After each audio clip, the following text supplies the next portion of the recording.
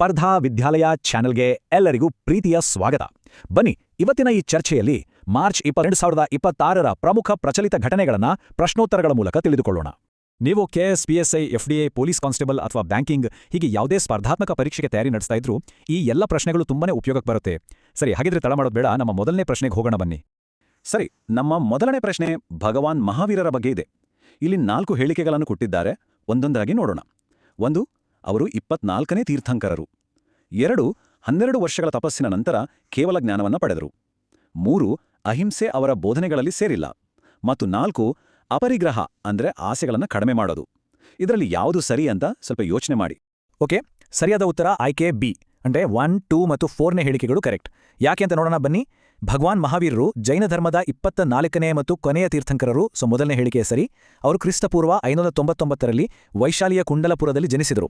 ತಮ್ಮ 42ನೇ ವಯಸ್ಸಿನಲ್ಲಿ ಬರೋಬ್ಬರಿ 12 ವರ್ಷಗಳ ಕಠಿಣ ತಪಸ್ಸಿನ ನಂತರ ಕೇವಲ ಜ್ಞಾನ ಅಥವಾ ಪರಮಜ್ಞಾನವನ್ನ ಪಡೆದರು. ಇನ್ನು 3ನೇ ಹೇಳಿಕೆ ಯಾಕೆ ತಪ್ಪು ಅಂದ್ರೆ ಅಹಿಂಸೆ ಅವರ ಬೋಧನೆಗಳಲ್ಲಿ ಇಲ್ಲ ಅಂತ ಹೇಳಿದ್ದಾರೆ. ಆದರೆ ಅಹಿಂಸೆನೇ ಅವರ ಬೋಧನೆಯ ಪ್ರಮುಖ ಭಾಗ.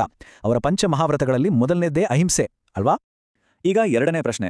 ಇದು ನಮ್ಮ ಕರ್ನಾಟಕ ಬಜೆಟ್ಗೆ ಸಂಬಂಧಪಟ್ಟಿದ್ದು. 2026-27ರ ಆಯವ್ಯಯದಲ್ಲಿ ಚಿತ್ರದುರ್ಗ ಜಿಲ್ಲೆಯ ಬಳ್ಳೂರಿನಲ್ಲಿರುವ ಜಿಲ್ಲಾ ತರಬೇತಿ ಕೇಂದ್ರವನ್ನ ಯಾವ ರೀತಿ ಅಪ್ಗ್ರೇಡ್ ಮಾಡಲು ಪ್ರಸ್ತಾಪಿಸಲಾಗಿದೆ? ಆಯ್ಕೆಗಳು ಹೀಗಿವೆ: ಕೃಷಿ ಸಂಶೋಧನಾ ಕೇಂದ್ರ, ರಾಜ್ಯ ಮಟ್ಟದ ಕೃಷಿ ಉದ್ಯಮೆ ತರಬೇತಿ ಕೇಂದ್ರ, ಪಶುಸಂಗೋಪನೆ ತರಬೇತಿ ಕೇಂದ್ರ ಅಥವಾ ನೀರಾವರಿ ಯೋಜನಾ ಕೇಂದ್ರ. ಸರಿ, ಇದಕ್ಕೆ ಉತ್ತರ ಆಯ್ಕೆ ಬಿ, ರಾಜ್ಯ ಮಟ್ಟದ ಕೃಷಿ ಉದ್ಯಮೆ ತರಬೇತಿ ಕೇಂದ್ರ. ಈ ಬಜೆಟ್ನಲ್ಲಿ ಕೃಷಿ ಕ್ಷೇತ್ರದ ಬೆಳವಣಿಗೆಗೆ ಹೆಚ್ಚಿನ ಗಮನ ನೀಡಲಾಗಿದೆ. ಇದರ ಉದ್ದೇಶ ಏನು ಗೊತ್ತಾ? ನಮ್ಮ ರೈತರಿಗೆ ಹೊಸ ಟೆಕ್ನಾಲಜಿ ಬಗ್ಗೆ ಹೇಳ್ಕೊಡೋದು, ಜೊತೆಗೆ ಯುವಕರನ್ನ ಕೃಷಿ ಉದ್ಯಮದ ಕಡೆ ಸೆಳೆಯೋದು. ಇದರಿಂದ ಏನಾಗುತ್ತೆ ಅಂದ್ರೆ ಹಳ್ಳಿಗಳಲ್ಲಿ ಜಾಬ್ಸ್ ಕ್ರಿಯೇಟ್ ಆಗುತ್ತೆ, ರೈತರ ಆದಾಯನೂ ಜಾಸ್ತಿ ಆಗುತ್ತೆ. ಇದು ಕೃಷಿ ಕ್ಷೇತ್ರಕ್ಕೆ ಒಂದು ಹೊಸ ಶಕ್ತಿ ತುಂಬುವ ಪ್ರಯತ್ನ. ಮುಂದಿನ ಪ್ರಶ್ನೆ ಸೈನ್ಸ್ ಮತ್ತು ಎನ್ವೈರನ್ಮೆಂಟ್ ಬಗ್ಗೆ. ಭವಸಾಗರ ಅಂತ ಒಂದು ರೆಫರಲ್ ಸೆಂಟರ್ ಇದೆ. ಇದನ್ನ ಭಾರತದ ರಾಷ್ಟ್ರೀಯ ಆಳ ಸಮುದ್ರ ಜೀವಿಗಳ ಸಂಗ್ರಹಾಲಯ ಅಂತ ಯಾವ ಕಾಯ್ದೆಯ ಅಡಿಯಲ್ಲಿ ಘೋಷಿಸಲಾಗಿದೆ? ನಿಮ್ಮ ಆಯ್ಕೆಗಳು: ಪರಿಸರ ಸಂರಕ್ಷಣಾ ಕಾಯ್ದೆ 1986, ವನ್ಯಜೀವಿ ಸಂರಕ್ಷಣಾ ಕಾಯ್ದೆ 1972, ಜೈವಿಕ ವೈವಿಧ್ಯತಾ ಕಾಯ್ದೆ 2002 ಅಥವಾ ಅರಣ್ಯ ಸಂರಕ್ಷಣಾ ಕಾಯ್ದೆ 1980. ಇದಕ್ಕೆ ಸರಿ ಉತ್ತರ ಆಯ್ಕೆ ಸಿ, ಜೈವಿಕ ವೈವಿಧ್ಯತಾ ಕಾಯ್ದೆ 2002. ಈ ಭವಸಾಗರ ಸೆಂಟರ್ ಕೊಚ್ಚಿಯಲ್ಲಿದೆ ಮತ್ತು ಇದು ಭೂವಿಜ್ಞಾನ ಸಚಿವಾಲಯದ ಅಡಿಯಲ್ಲೇ ಕೆಲಸ ಮಾಡುತ್ತೆ. ಇದನ್ನ ಪರಿಸರ ಮತ್ತು ಅರಣ್ಯ ಸಚಿವಾಲಯವು ಅಧಿಕೃತವಾಗಿ ರಾಷ್ಟ್ರೀಯ ಭಂಡಾರ ಅಂತ ಘೋಷಿಸಿದೆ. ಅಂದಹಾಗೆ ಇಲ್ಲಿ 3500ಕ್ಕೂ ಹೆಚ್ಚು ಸಮುದ್ರ ಜೀವಿಗಳ ಮಾದರಿಗಳಿವೆ, ಅದು ಕೂಡ ಜಿಯೋ ರೆಫರೆನ್ಸ್ ಮತ್ತು DNA ಡೇಟಾ ಜೊತೆ. ಅಂದ್ರೆ ರಿಸರ್ಚ್ಗೆ ಇದು ಒಂದು ದೊಡ್ಡ ನಿಧಿ ಇದ್ದ ಹಾಗೆ. ಸರಿ, ಮುಂದಿನ ಪ್ರಶ್ನೆಗೆ ಹೋಗೋಣ. 2027ರ ಜನಗಣತಿಗೆ ಬ್ರ್ಯಾಂಡ್ ಅಂಬಾಸಿಡರ್ ಆಗಿ ಯಾರನ್ನ ನೇಮಿಸಿದ್ದಾರೆ? ಆಪ್ಷನ್ಸ್ ನೋಡಿ: ಸಚಿನ್ ತೆಂಡೂಲ್ಕರ್, ಸುದರ್ಶನ್ ಪಟ್ನಾಯಕ್, ನೀರಜ್ ಚೋಪ್ರಾ ಅಥವಾ ಅಮಿತಾಬ್ ಬಚ್ಚನ್.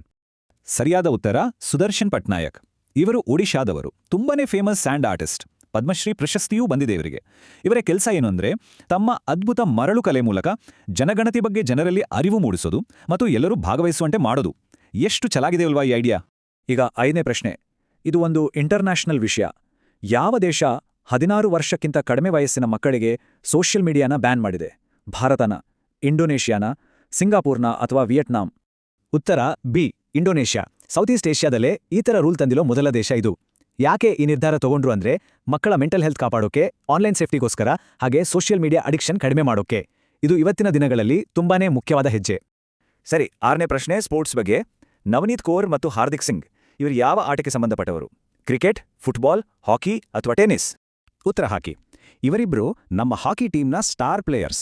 ಇತ್ತೀಚೆಗೆ ಇವರಿಗೆ 2025ರ hockey India Balbir Singh senior award ಕೂಡ ಸಿಕ್ಕಿದೆ. ನವನೀತ್ ಕೌರ್ಗೆ ವಿಮೆನ್ಸ್ ಕ್ಯಾಟಗರಿಯಲ್ಲಿ, ಹಾರ್ದಿಕ್ ಸಿಂಗ್ಗೆ ಮೆನ್ಸ್ ಕ್ಯಾಟಗರಿಯಲ್ಲಿ ಈ ಗೌರವ ಸಿಕ್ಕಿದೆ. ಮುಂದಿನ ಪ್ರಶ್ನೆ. ಮಹಾವೀರ ಜಯಂತಿಯ ದಿನ ಪ್ರಧಾನಿ ಮೋದಿಯವರು ಸಮ್ರಾಟ್ ಸಂಪ್ರತಿ ಮ್ಯೂಸಿಯಂ ಅನ್ನ ಎಲ್ಲಿ ಉದ್ಘಾಟನೆ ಮಾಡಲಿದ್ದಾರೆ? ಅಹಮದಾಬಾದ್, ಸೂರತ್, ಗಾಂಧಿನಗರ ಅಥವಾ ವಡೋದರ? ಸರಿಯಾದ ಉತ್ತರ ಗಾಂಧಿನಗರ. ಈ ಮ್ಯೂಸಿಯಂ ಅನ್ನ ಸಮ್ರಾಟ್ ಸಂಪ್ರತಿ ಅವರ ನೆನಪಿಗೋಸ್ಕರ ಕಟ್ಟಿದ್ದಾರೆ. ಇವರು ಜೈನ ಧರ್ಮದ ದೊಡ್ಡ ಪ್ರಚಾರಕರಾಗಿದ್ರು. ಅಷ್ಟೇ ಅಲ್ಲ, ಇದೇ ಕಾರ್ಯಕ್ರಮದಲ್ಲಿ ಪ್ರಧಾನಿಯವರು ಸುಮಾರು 20,000 ಕೋಟಿ ರೂಪಾಯಿಗಳ ಅಭಿವೃದ್ಧಿ ಯೋಜನೆಗಳಿಗೂ ಚಾಲನೆ ನೀಡಲಿದ್ದಾರೆ. ಇದು ಒಂದು ದೊಡ್ಡ ಕಾರ್ಯಕ್ರಮ. ಈಗ 8ನೇ ಪ್ರಶ್ನೆ. ಒಬ್ಬ ಅಸಾಮಾನ್ಯ ಸಾಧಕಿ ಶೀತಲ್ ದೇವಿ ಅವರ ಬಗ್ಗೆ. ಇವರ ಬಗ್ಗೆ ಕೊಟ್ಟಿರೋ ಹೇಳಿಕೆಗಳಲ್ಲಿ ಯಾವುದು ಸರಿ ಅಂತ ಹೇಳಬೇಕು? ಎ, ಅವರು JNKಯ ಪ್ಯಾರಾ ಆರ್ಚರ್, ಕಾಲು ಮತ್ತು ಬಾಯಿಯಿಂದ ಬಿಲ್ಲುಗಾರಿಕೆ ಮಾಡ್ತಾರೆ. ಬಿ, ಅವರಿಗೆ 2025ರ para archer of the year ಪ್ರಶಸ್ತಿ ಬಂದಿದೆ. ಸಿ, ಅವರು 2023ರ ವಿಶ್ವ ಪ್ಯಾರಾ ಆರ್ಚರಿ ಚಾಂಪಿಯನ್ಶಿಪ್ನಲ್ಲಿ ಚಿನ್ನ ಗೆದ್ದಿದ್ದಾರೆ. ಅಥವಾ ಡಿ, ಮೇಲಿನ ಎಲ್ಲವೂ ಸರಿನಾ? ಇದಕ್ಕೆ ಉತ್ತರ ಆಯ್ಕೆ ಡಿ, ಮೇಲಿನ ಎಲ್ಲವೂ ಸರಿ. ಶೀತಲ್ ದೇವಿ ಅವರ ಬಗ್ಗೆ ಎಷ್ಟು ಹೇಳಿದ್ರೂ ಕಡಿಮೆ. ಹುಟ್ಟಿನಿಂದಲೇ ಕೈಗಳಿಲ್ಲದಿದ್ರೂ ಕಾಲು ಮತ್ತು ಬಾಯಿಂದ ಬಿಲ್ಲುಗಾರಿಕೆ ಮಾಡೋದಂದ್ರೆ ಸುಮ್ನೆನಾ? ಅವರ ಛಲ, ಪರಿಶ್ರಮ ನಿಜಕ್ಕೂ ಎಲ್ಲರಿಗೂ ಸ್ಫೂರ್ತಿ. ಇಡೀ ಜಗತ್ತೇ ಅವರ ಕಡೆ ತಿರುಗಿ ನೋಡುವಂತೆ ಮಾಡಿದ್ದಾರೆ. 9ನೇ ಪ್ರಶ್ನೆ ವನ್ಯಜೀವಿಗಳಿಗೆ ಸಂಬಂಧಿಸಿದ್ದು. ಭಾರತದಲ್ಲಿ ಹುಟ್ಟಿದ ಮೊದಲ ಚೀತಾ ಮರಿ ಮುಖಿ. ಇದು ಯಾವ ಪ್ರಾಜೆಕ್ಟ್ನ ಭಾಗ?